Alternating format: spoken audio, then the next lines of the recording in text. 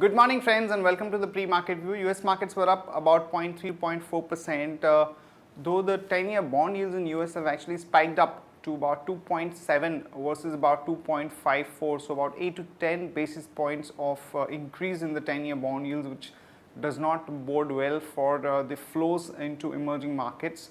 And European markets were also up about 0.5 to almost about 0.75%. No major data points from the Eurozone. And when we look at the Asian markets today morning, Nikkei is down a bit and Hang Seng markets are up about 1.2%, though they were shut for a brief time due to typhoon effect. The rest of the Asian markets are not showing any meaningful trend as such. In terms of flows, friends, FIs were net buyers in the cash market to the tune of about 219 crore. This we're seeing after a gap of almost about 4 to 5 days that there is a net buying by the FIs in the cash market. Even the domestic institutions were buyers in the cash market to the tune of about 159 crore, and in the index futures, the FIs were net sellers to the tune of about 218 odd crore. Back home, our markets had a very smart pullback and they recovered almost about 1.5%, primarily led by the short covering in the banking names.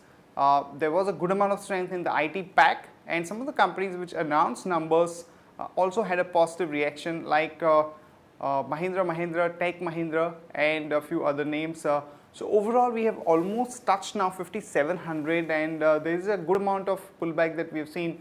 But given the backdrop of the rupee, which continues to remain around 61.2 or thereabouts, and we are not seeing any meaningful effect of the steps that the government is taking in terms of the hiking import duty on gold and silver, but we are yet to see any meaningful impact on the rupee. So people are generally not too hopeful about the pullback as such, particularly for the banking sector. On that note, let me invite Sadhna to take us through important F&O cues, data and strategies that we can have in the F&O market. Good morning, friends. Let's have a view on derivatives. Yesterday markets again have shown a solid performance. As we have seen, after touching an intraday low, markets soon recovered and continue to trade in a positive terrain, and finally closed the session with a gain of more than 1%. On the other hand, we have seen short positions were squared off by market participants, as around 5.77 lakh shares were reduced in open interest, and Nifty futures premium increased from 9 points to 12 odd levels. And put call ratio also increased from 0.98 to 1. It is indicating it is considered as a bullish sign for the market. And on the options activity, we have seen 5,800 followed by 5,700 and 5,600 put option has seen a good activity, whereas on higher side 5,900 call option has seen a good activity. Overall, our bias for the market is positive. Our lower range for the market would be 5600 and higher range would be 5800.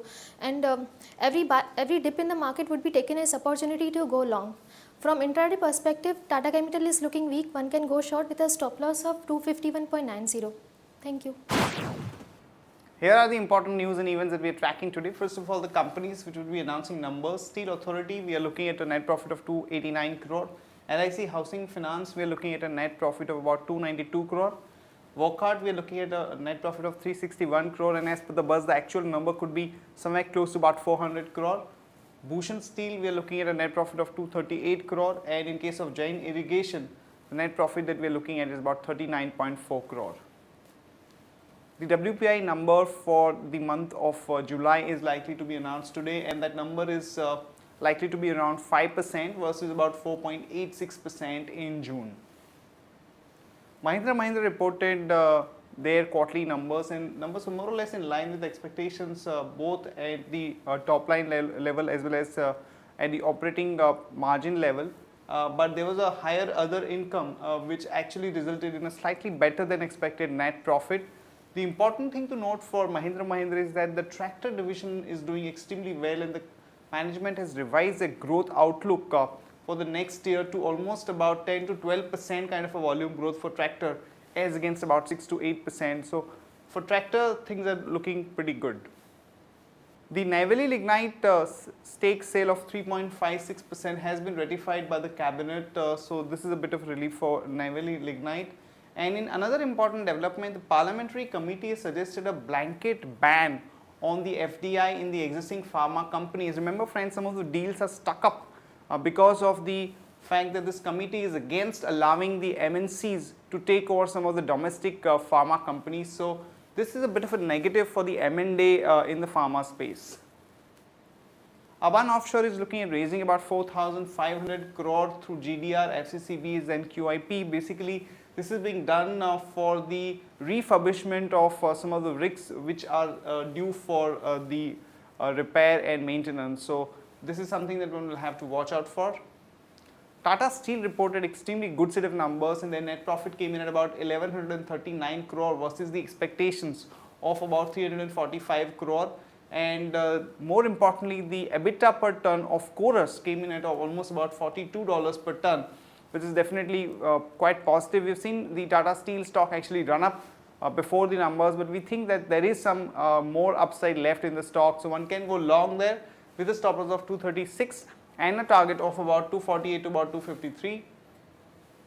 Escorts came in with extremely good set of numbers, and their actually net profit grew more than 300%, and overall volume growth in tractors is also pretty good. So one can go long on Escorts with a stop loss of 72.5 and a target of about 77.